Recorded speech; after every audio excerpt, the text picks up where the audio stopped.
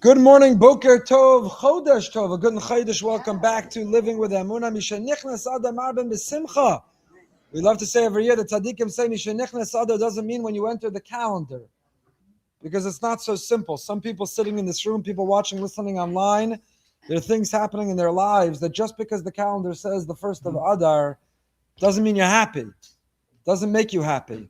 People who are struggling, people who are lonely, people who are longing, people who are waiting, people who are wondering how they're going to pay their bills, just because they flip the calendar from the funeral home and it says Adar, doesn't mean that all of a sudden you become happy. So what do you mean? Mishenichnas Adar Marbin B'S. Oh, it's Adar. I'm supposed to be happy. I didn't realize, but I still don't have a job. I still don't have a spouse. I don't have children. I still have this ailment. I didn't realize. Mishenichnas Adar. So I say every year, I'm talking to myself, you can listen in. Mishenichnas Adar doesn't mean when we enter the month of Adar. Mishenichnas Adar means when Adar enters us. Adar is Aleph Dar.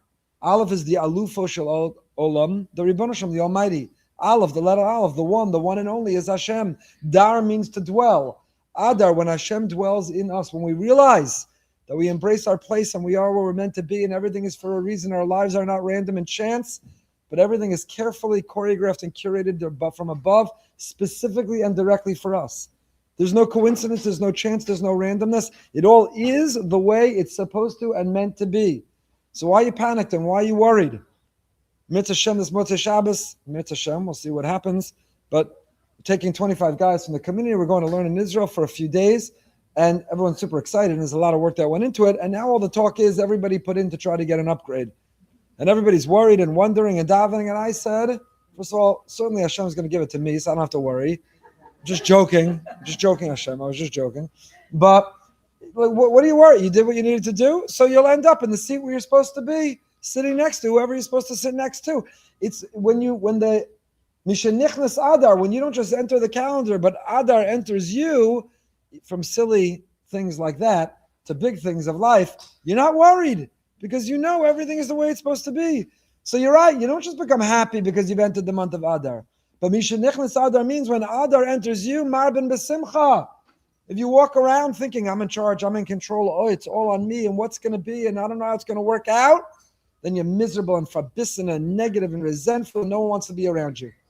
But Mishenichnas Adar, Aleph Dar, when Hashem enters us and our lives, Marben B'Simcha. So now you're calm, cool, composed, confident, have clarity, patient. Now, Marben B'Simcha, I'm joyful. Why am I joyful? The problems are still there. Joyful because I take my initiative, I do my thing. So Mishenichnas Adar doesn't mean that we enter the month, we enter the calendar. Mishenichnas Adar means Adar enters us. All that is a long way of saying a good Chodesh Tov to everybody. Should be a wonderful Adar. We have many sponsors this morning. I'm going to share, first of all, the series is generously sponsored by Dr. Zavi and Bella Morgan in memory of Rabbi Dr. Brian Galbit. In memory of Bella's mother, Dr. Ellen Chanzer. Remain very, very grateful to the Morgans. Also, series is co-sponsored anonymously in memory of the fallen soldiers and alumni of Bnei David Mechina and Yeshiva Neili. After 31 weeks of honoring the heroes of October 7th, we honor the memories of additional alumni who fell in service of their country, like Lieutenant Hadar Golden Hashem Yikom Damo, who grew up in Kfar Saba with his twin brother Tzur, their siblings. He was a natural leader and artist, and we know he studied in Eli. Before enlisting in the IDF, he became a platoon commander. In August 2014, during Operation Protective Edge, he was killed. His body was taken into Gaza for a long time. We had the honor of hosting his parents in person and on our podcast as they advocated and fought and davened and longed for the return of his body. His remains were held over 11 years and finally returned for burial, full military honors, and certainly we dedicate our shir to him. Today's shir is sponsored by Ellen and Ari, official memory of her dear father, Pesach Zev Alevi, on his 18th yahrzeit, and in honor of their daughter, Elior Dina, becoming a bat mitzvah mazel tov. Lots of nachas. Anonymous Leili Nishmas, dear father, Rafal Chaim Tzvi ben Chananya and Yom Tov Lipa. Anonymously in the schus of their grandfather, Leo ben Rachman. Anonymously Leili Nishmas, Rafal ben Clara. Anonymously in the schus of Fega Zisla Bas, Rachel Breintel, for a shirach Bakaro of Mamish. We look forward to hearing good news. The Kranzler family, memory of Moshe Kranzler on his first yahrzeit. Special man. Big loss. And gratitude for the strength and inspiration the shir gives. By Lisa and Seth Kaufman, devoted listeners, in honor of Cecily, parents Mordechai ben Yosef, Leah Bas Rivka, Lauren Weissman, in memory of Ann Kenningson, Chana Bas Tzvi Hirsch, Neshama should have an aliyah. And honestly, Chodesh Tov with all of Hashem's blessings to all of Am Yisrael, and by Lauren and Eric Stein, in honor of their holy niece's 21st birthday. A very, very happy birthday to Livia Kohava, who listens to our shir. We're so honored and grateful. Happy birthday. Give your aunt and uncle and all around you a lot of nachas. Thank you to our generous, generous sponsors. Okay, we're going to dive back into our emails, but we don't read emails. It was recently described, the shir, the first half or more, they read emails, we don't read emails, we darshan emails. We learn up emails. We read an email and it gets us to extrapolate and extract and understand and analyze and dive in. So the email is just another platform for the learning. So we have the Sefer, which is the Torah text, and the emails, which are Torah text, that people are sending in their real life Living with Emunah, and then we darshan it. Rabbi Goldberg, thank you for the teaching. Blah, blah, blah. Don't worry, my family is donated to the global campaign. Oh, I forgot. Thank you so much, Mazel Tov. I forgot because you don't have to hear about it anymore. All your tefillas have been answered, and you're done having to hear about it. But from the bottom of my heart, an enormous thank you. We've reached 107% of our campaign. So thank you. Really applauding for yourselves. Really, really grateful to those who are partnering. There are over 800 families in 167 cities around the world, which reflects just how far and wide our movement of learning and growing is. That's an enormous source of satisfaction and pride. We learned in the Parsha Shir yesterday, you're allowed to have pride when it's something that's serving Hashem. And it's not me, it's us. And it's the Torah that we're learning and teaching and sharing. So I thank all of you around the world, 167 cities and counting. Thank you for your generosity. So the author of the email writes, don't worry, we donated to the global campaign. I also want to thank you for raising awareness about the importance of donating to the establishments and services that help sustain Torah, mitzvahs, and everything else. I'm writing because this Hanukkah, my Savta insisted I ask her for something. And I ended up asking for a new Tanakh, specifically a pink Koran Tanakh with the tabs. Pink Koran Tanakh, there are tabs that delineate the different Svarim of Tanakh. When I went to send her the link, I accidentally clicked on the identical siddur. When I opened it, I realized my mistake, but I couldn't return it. It came with my name engraved. Previously ordered a siddur with her name. Instead of sending a link for the Tanakh, by accident reordered the same siddur she had. I was a little upset at first. I felt bad for not reading the description, wasting my Savta's money on something I already had. I knew that I must have been meant to have this new siddur, but I was unsure why. Then I listened to last week's Living with Emunah, and I heard the letter from the one who had taken upon herself to listen to siddur snippets from the very start. He spoke about the importance of highlighting and annotating Svarim, especially our siddur. Remember last week? We spoke about the siddur is a sefer. We think about our bookcase, our wall, the Jewish decor of Svarim, and the siddur, that's just the thing I daven from. And many do it from their phone today, which you shouldn't, because the phone is filled with distractions. Actually, we're putting out our conversation with Rabbi Kalish. I think next week's Behind the Bima. This week was great. If you haven't yet listened to my friend Rabbi Steve Berg, CEO of Aish. What they're doing is unbelievable. How many millions they're reaching, and they're just getting started. Well worth the listen. But next week, Rabbi Kalish actually, interestingly, endorsed davening from the phone, because he just got a smartphone, filtered, careful, but he holds that the phone is a vessel of holiness because it allows you to connect and care about people.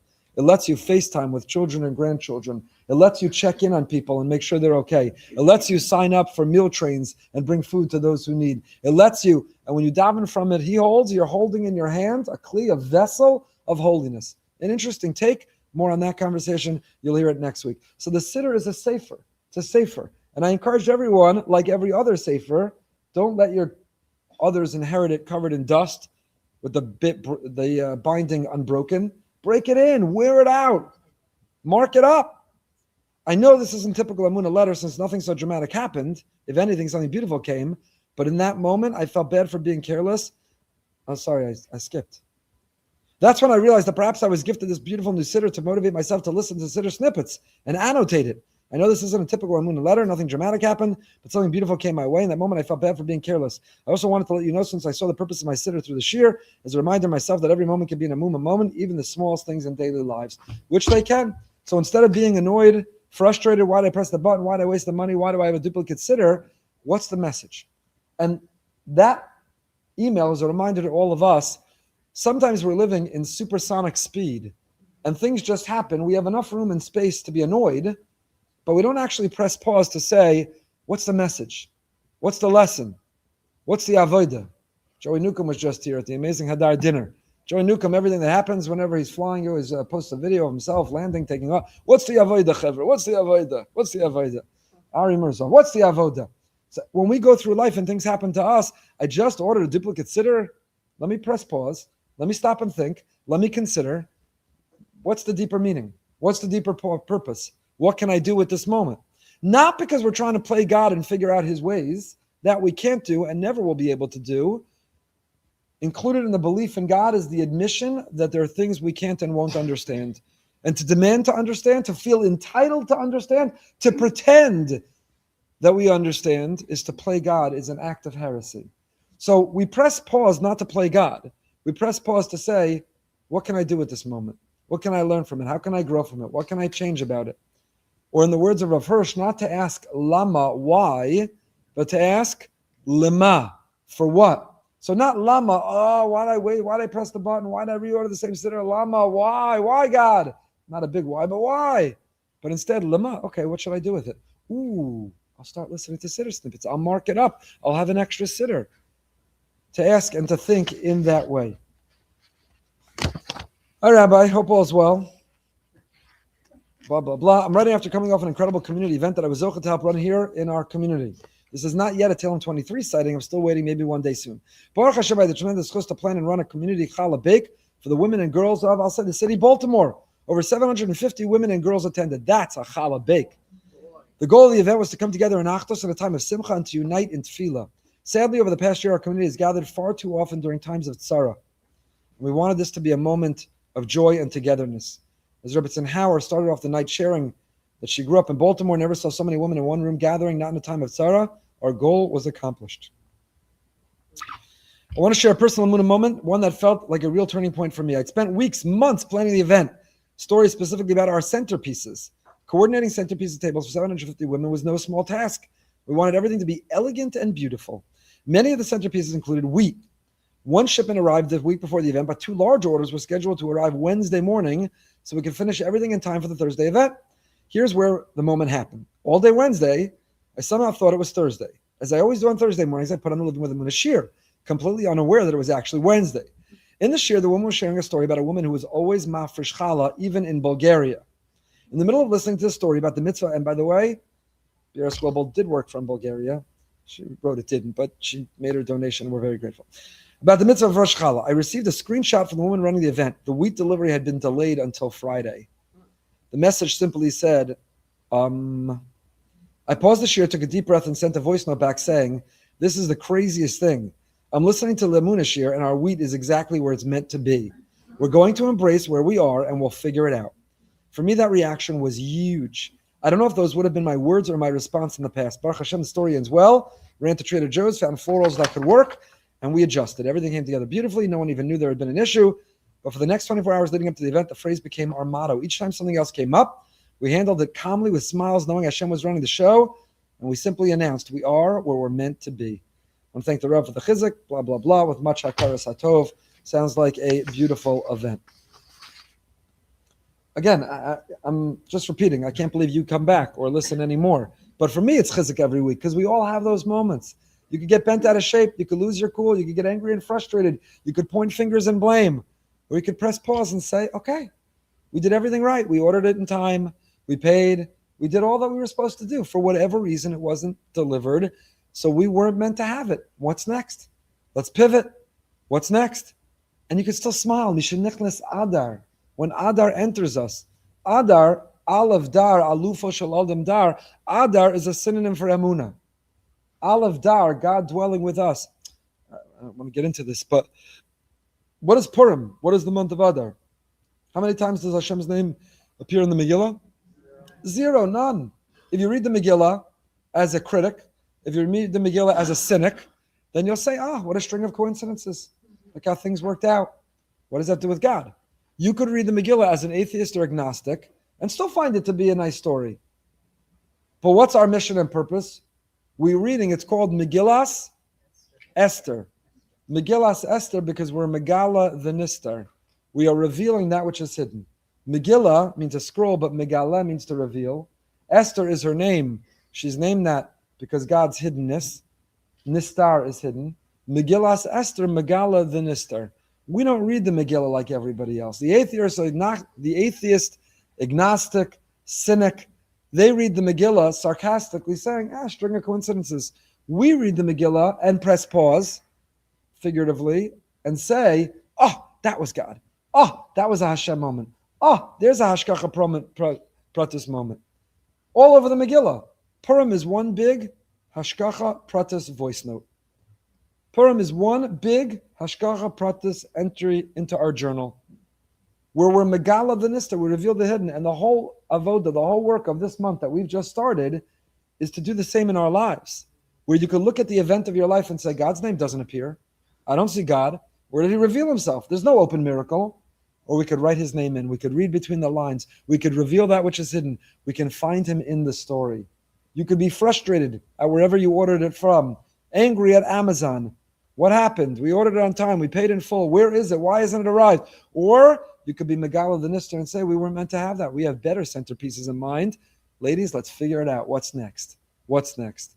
And you do it with a smile. That's the Marbin B'Simcha. The Simcha isn't fake. It's not artificial. The Simcha is real. Because when you live with Emunah, you find joy and happiness. You find serenity and peace.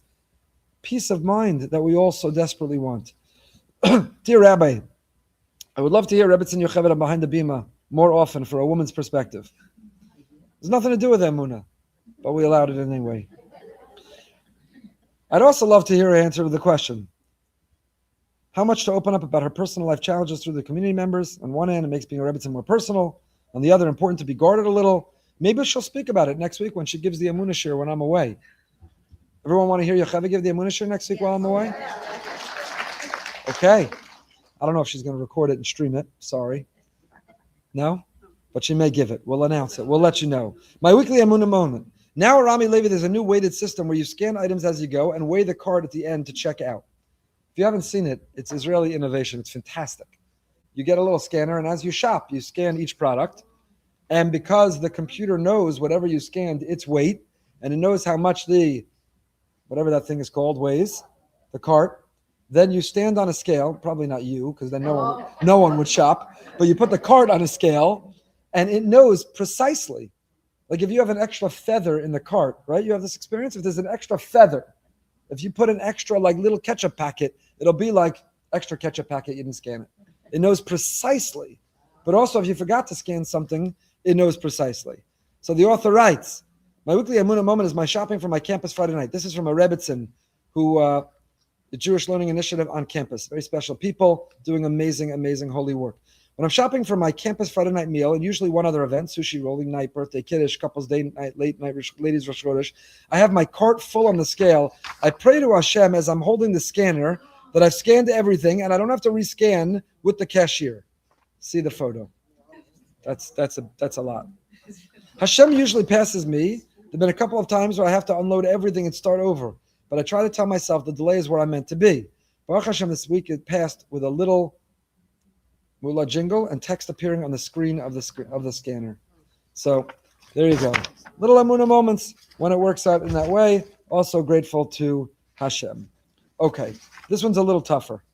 I want to do something a little different. I want to read you the email and I want to read to you what I wrote back in response because we're learning it up. This is not the emails, then the learning. We're learning through the emails.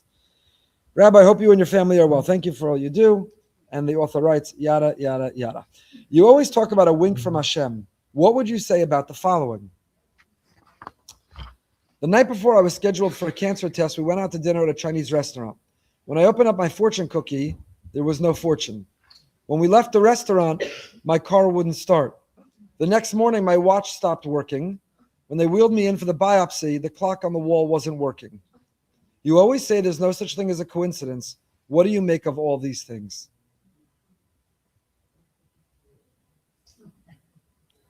By the way, P.S., the results of the biopsy were not good. That's a tough email. The wink and the nod work out when you got the parking spot, when you made the flight, when you scanned all the items in your cart. Those are wonderful hugs and winks. When the results came back, and we worried for nothing.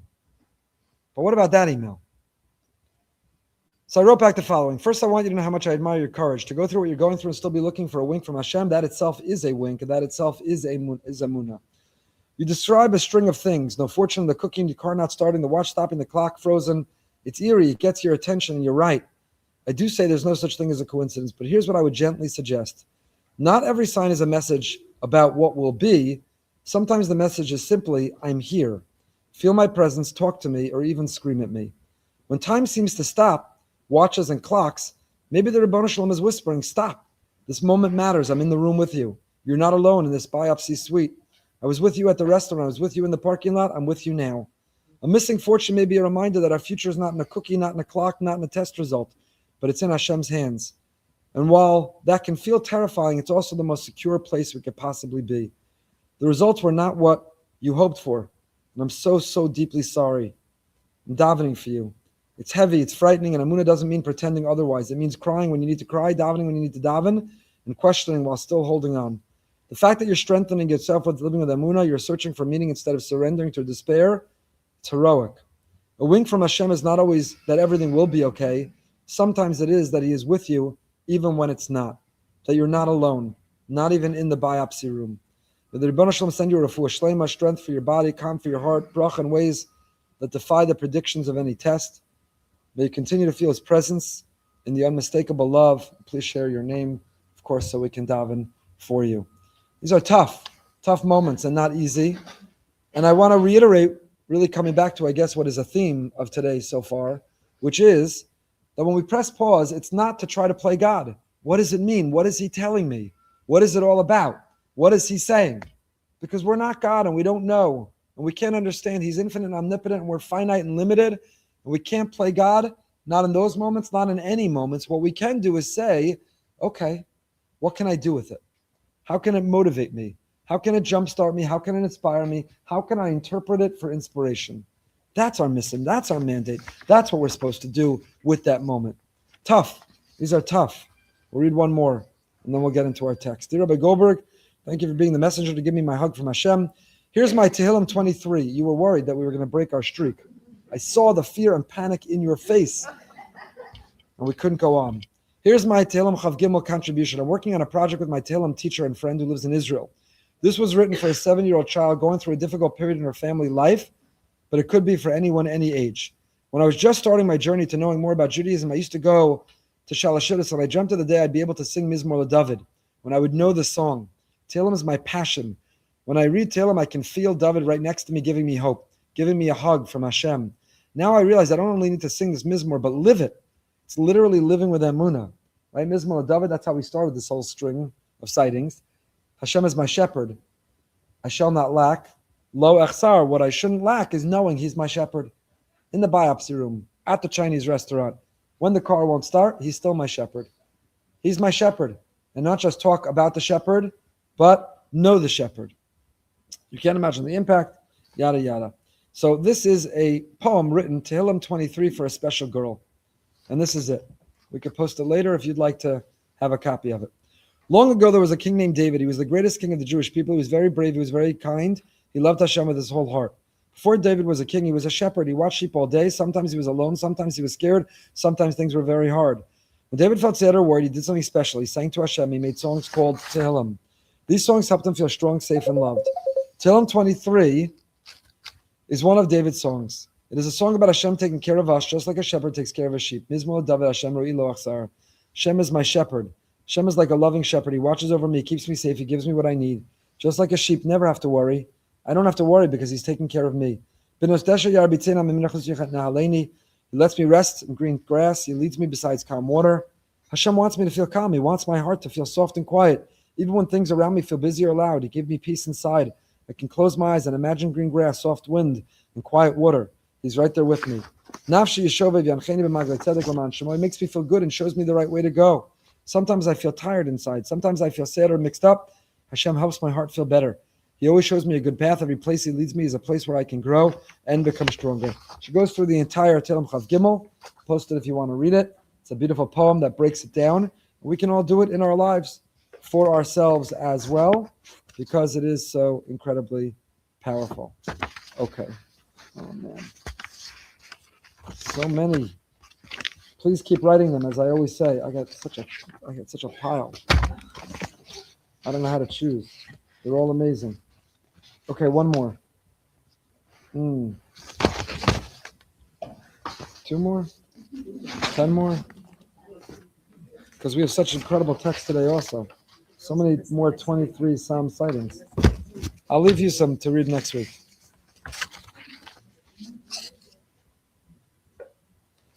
I enjoyed listening to Living with Emunah. I am where I'm meant to be has become part of my lexicon. I was thinking, in addition to Psalm 23, it might be time to add Tehillim Kuf, Mizmor Lasoda. In particular, after listening to Rebbe's and Schechter's description of people who came to their house requesting intervention but never followed up to share whether their prayers have been answered, this lack of follow-up could be perceived as a lack of Akaras HaTov, even to Hashem. It's wonderful to feel God's presence during difficult times, all the more wonderful to thank Him for His intervention and support. Here's my Tehillim Kuf, Psalm 100 story that inspired this email. Our family is going through a bit of a challenging time at the moment. We've been truly privileged to see miracles of Hashem's helping hand guiding us. But the stress is ever present. I often listen during my morning swim, including Living with Emunah. This morning, I just couldn't concentrate on the shir because of the stress. I decided to switch to a music track. That's when I got a wink and hug from Hashem. The first song that popped up was Mizmor Lasoda. I smiled and was grateful for the opportunity to thank Hashem once more for His abundant support during this time. Yashikach for all your amazing holy work. P.S. You're not going to believe it. Just as I signed off on the email, Spotify decided to play Mizmor LeDavid Psalm 23. Isn't that wild?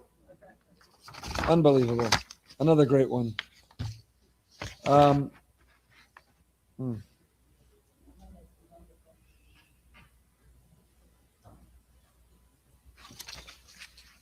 Baruch Hashem, Rabbi Goldberg, it was nice to see you recently. Last couple of weeks have been truly roller coaster. 2 days after I came back from a trip, my father, who suddenly passed last year at the young age of 70, came to me in a dream 2 nights in a row smiling. His first year had just passed a few days before. I realized I could be pregnant, and after taking a pregnancy test, in fact, I was. I had just been on roller coasters, taking strong medicine for a cold, everything you're not supposed to do when you're pregnant. It's been 4 years since I was able to get pregnant, so I was not expecting it. It was very surprised. First, my husband and I were taken aback because our kids are older. We didn't think we could anymore, and then we received this bracha. We embraced it with caution, and we're grateful to Hashem. Unfortunately, I did not feel so great for the first couple of weeks, and blood work wasn't promising. Last week, I was told I was going to have a miscarriage. This is my 4th miscarriage. Baruch Hashem, however, I have 3 beautiful, healthy children. My husband and I try to take the answer with love, understanding that sometimes all neshama needs is kosher conception, but it's never easy. So here I was, not knowing when the cramps would suddenly begin, going to a work event. I armed myself with all the strength I had and got in the car. A ride that should have taken 1 hour was saying it would be 1:45, which would mean I'd be 45 minutes late. So I channeled Rabbi Goldberg. I am exactly where I'm meant to be. I put on a Living with Emunah shir. Along my very long ride, I got pulled over by a cop. You were speaking about Tehillim 23. Honestly, I wasn't sure why you kept going on about it, as it was based on another shir. But as the cop went to check my record, I said it, along with Tehillim 86, Pei Vav, which is also very powerful Tehillim. Anyway, the cop came back and gave me a warning, no ticket. That was my first wink from Hashem. That was Hashem saying to me, I got you. The cramps started literally once the last donor left the room. That was my second wink from Hashem that day. I went on with my very long drive, and then you started speaking about women who had miscarriages. One on Parshas Beshalach.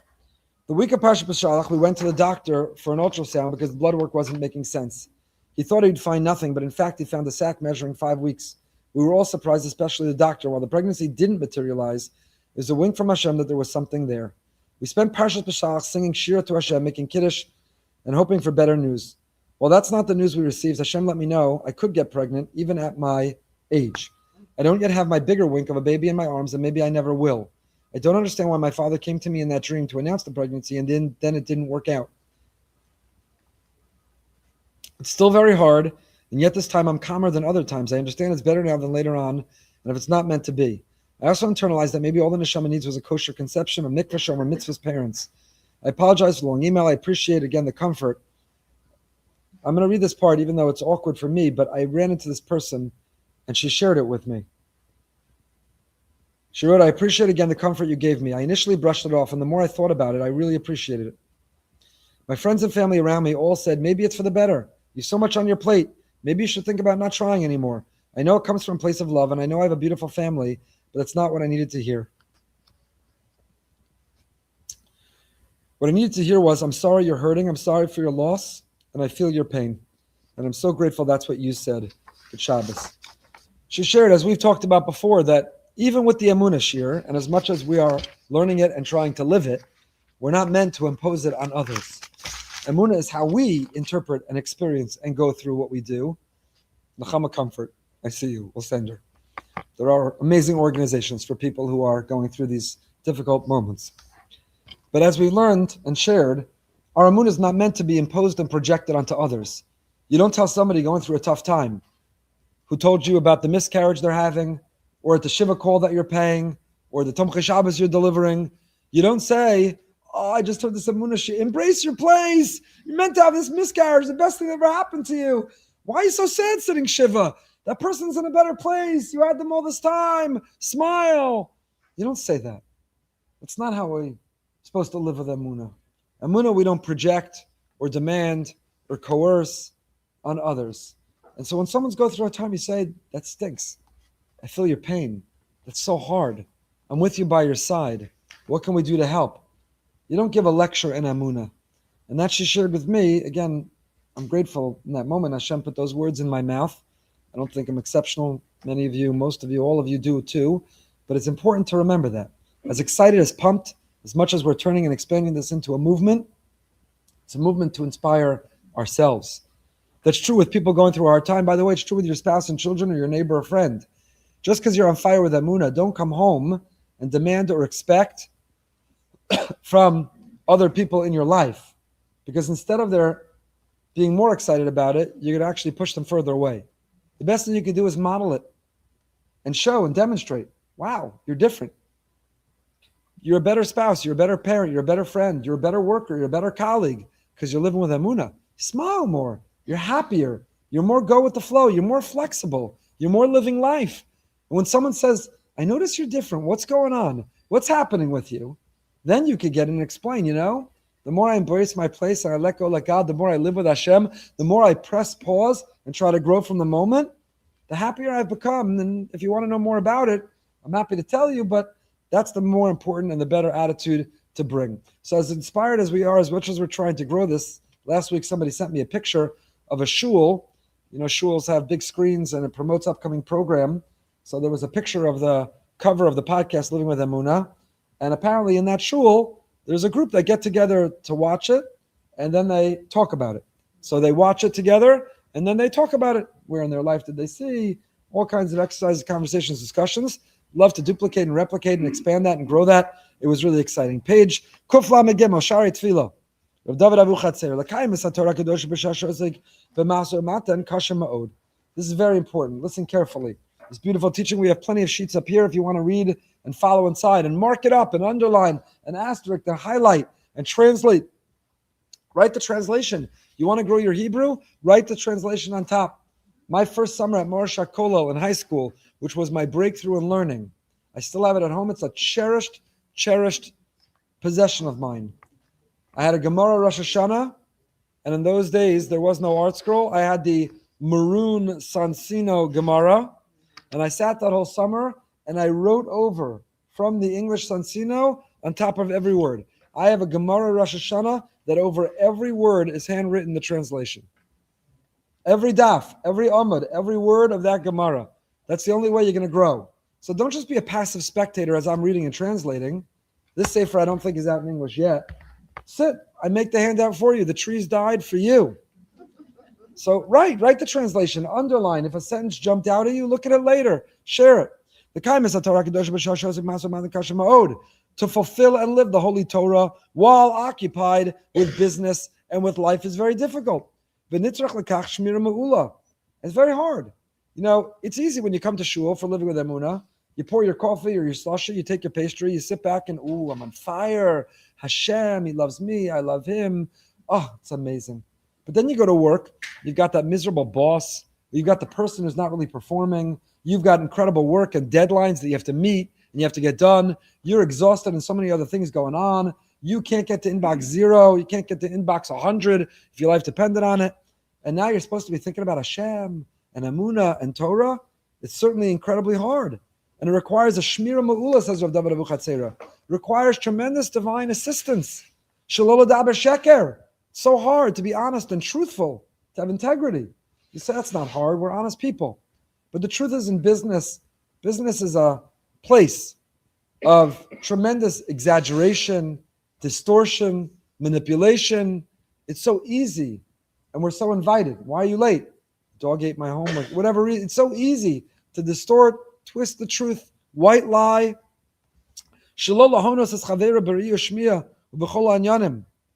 And to not aggrieve a friend, a colleague, a coworker, a customer.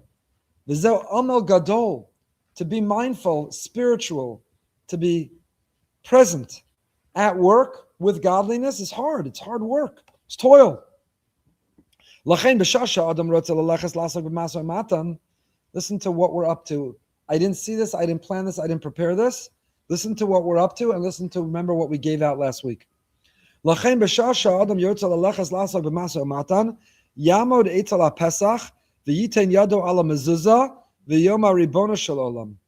what should you do? When you're going out to work, stop at the threshold, at the doorway, and put your hand on the mezuzah and recite a tefillah. Last week we gave out the little sign to put under the mezuzah. There are no coincidences. The fact that Julie Ehrlich gave me that box to give out the week before we're about to learn this suggestion of Rav Abu Chatzera, there are no coincidences. Hashem is loving this year. Ribono Shalom. Ana shmor osi midvar sheker u'meleitzanus. Hashem, I'm going into work. Help me, protect me, guide me, inspire me. Let me not distort or twist the truth. Let me not leitzanos, be a clown, be frivolous. Let me not waste time.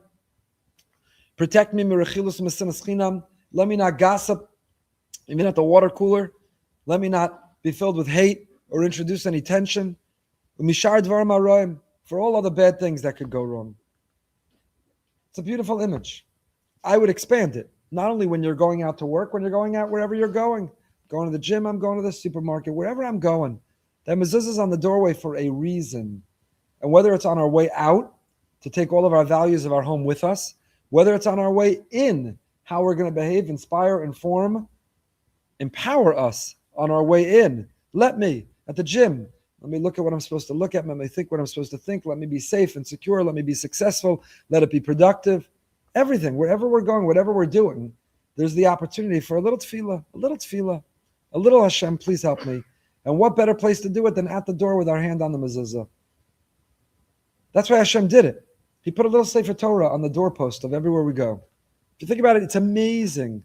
On the one end, the shul is the holy place. What are we going to read this week? Parshas Truma. We're being introduced to the Mishkan, which is a Mikdash Ma'at, the miniature temple, the Mishkan, the OG Mikdash, the tabernacle, the Mishkan, is the holy place because God wanted to have a dwelling place, a dira b'tachtonim. The Rebbeinu Shalom, the Almighty, I wanted to have a dwelling place down here on earth. So He gave us the prescription, the formula to build Him the house of God. And when you went there, you saw miracles. The Mishnah Navas says there were 10 miracles a day in the Beis HaMikdash. So a person who was filled with doubt or uncertainty, they simply made their way to the Mikdash, and then they gained their confidence. I have to embrace my place, let go, let God. The Mikdash is a place that I could be mindful, remember that there's a Hashem. There's a Hashem. We don't have a Beis HaMikdash today. What do we have? A shul, the Mikdash Ma'at, the miniature temple. And the shul is the place that we come to learn, to daven, to connect, to feel His intense presence. So you might think religious life, activity, spirituality is relegated to the shul. My home, that's a place where I make dinner, do homework, talk, schmooze, sleep, work out. But what HaKadosh Baruch Hu did for us is, by giving us the mitzvah of mezuzah and putting it on the doorposts of our lives, He's transformed even what seemed to be mundane places into another level of a little mikdash, a little mikdash. You don't have to go to shul and open the Aron Kodesh. You don't have to go to shul and point or hold or kiss or touch the Torah.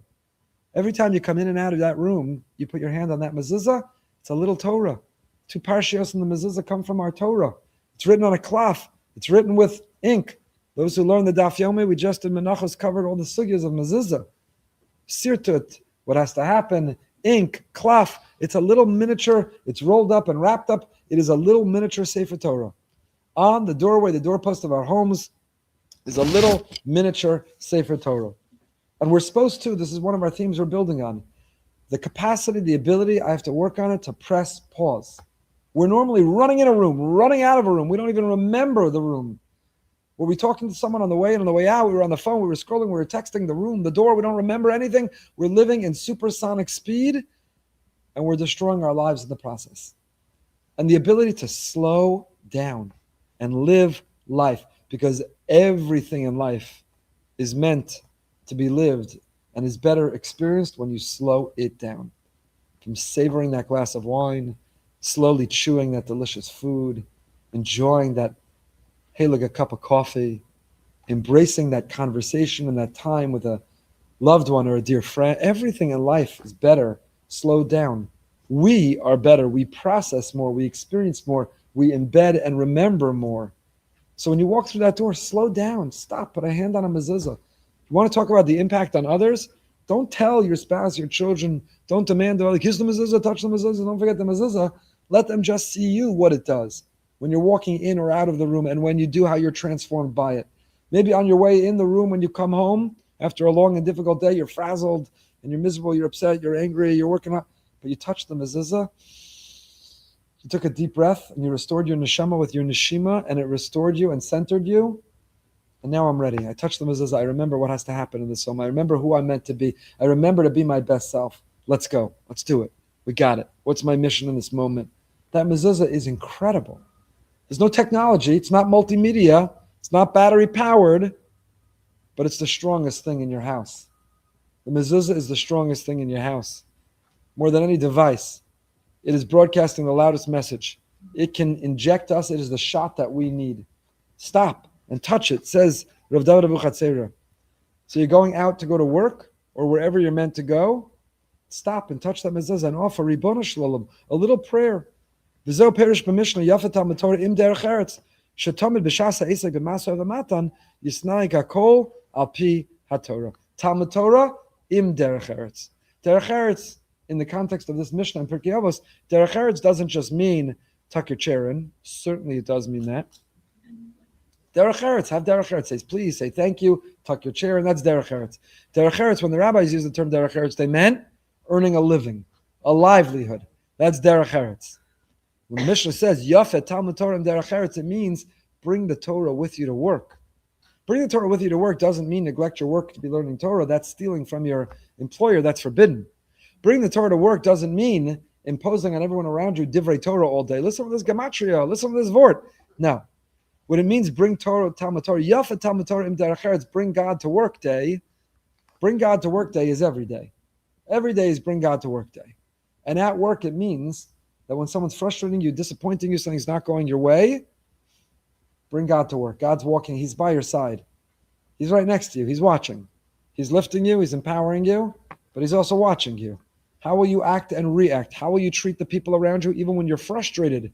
In the planning, it's not going right, and you're in the office till late at night. Do you speak calmly and respectfully and nicely? Do you speak nicely to the people around you? Yafet Talmud Torah im derech eretz. With the derech eretz at your place of work, Yafet Talmud Torah, bring Hashem. Every day is bring Hashem to work day. You know those people who, when they're at shul, they're one way? Sweet, kind, patient, spiritual, Baruch Hashem, Mirz Hashem, big givers of tzedakah. They go to the Daf Yomi, they go to the shir, and then when you encounter them in business, they're ruthless. They're mean. They're cutthroat. They need to win at all costs. So what just happened here? Who are you? Which are you? And in their mind, there's no contradiction. Yeah, that's shul. That's spiritual. That's kindness. That's tzedakah. That's volunteering. Work is work. And work brings out of such a person ruthless competition, marketing, cruelty to the people who work for them. No, we have to be the same person. Yafet Talmud Torah im derech eretz. Every day is bring God to work day. And if you're a different person at work than you are in shul or at home, then who's the real you? The Gemara says, Rav Yosef would make a big meal, a big celebration when he accomplished Torah learning, because he said, without Torah, kama Yosef ika bashuk. So the simple translation, kama Yosef ika bashuk, without Torah, in my life, I'd be like any other Joe on the street. But the Baalei Mussar say, no, kama Yosef ika bashuk, kama Yosef, how many versions of me would there be? Without Torah to integrate my personality and my life, without Torah to make me live a consistent life, Kama Yosef Ika Bashuk. How many versions of would there be? There's the me at shul, the me at home. There's the me on the pickleball court. There's the me at work. There's the me late at night, the me early in the morning. There's the me when people are watching. There's the me when I'm alone. Without Torah informing, inspiring our life, how many versions of me would there be? So here, Rav David Abu Chatzera, exactly when we needed him to tell us to remember the value of the mezuzah, just when we got the sign to put underneath it, I love you, Hashem, is reminding us that our home is a little mikdash, and we have a little Sefer Torah posted on the door, and not just the front door. You might have thought the mitzvah of mezuzah is on the front door. I got it. That covers the whole house. Every door. Because every room in that house needs that mindfulness. From the kitchen, the little prayer before you put the potato kugel in the oven, the little prayer when someone was supposed to turn the oven off but missed the timer and the chicken got a little well done, the prayer, the serenity prayer. That's the serenity prayer. On that way out. So the prayer in the kitchen. And then there's the mezuzah and the tefillah in the workout space. And there's also the tefillah in the bedroom. There's the mezuzah on all of these spaces, in every space, the little Ribono Shel Olam. For what we hope, what we need, what we're grateful for, in each of those spaces, we have a little Sefer Torah pinned to the wall, reminding us, stop. Don't live sonic speed. Pause. Put your hand on the mezuzah. Say, thank you, Hashem. Thank you for this room and the people in it, everything I have. Thank you. Please, I need your help. Let this go well. Please, let me live up to my potential and be my best self at work, wherever we go. So Emunah is not meant to be relegated simply to what we call holy spaces like a shul and a beis medrash. It comes with us, and we live with it wherever we go and wherever we are. So next week, Yocheved's giving, not live, not streamed or recorded, but she'll be giving the Emunah Shir. And I hope, if we could wait a week to attack Iran, that would be great if you're listening. Mr. President, if you're listening, if you could wait a week, I'd really appreciate it. That would mean a lot to me personally and our group. If you can't, I understand. We'll embrace our place. We'll understand. But now, questions and answers quickly for those who are here in person and offline. For those watching, stay happy, stay healthy, stay holy.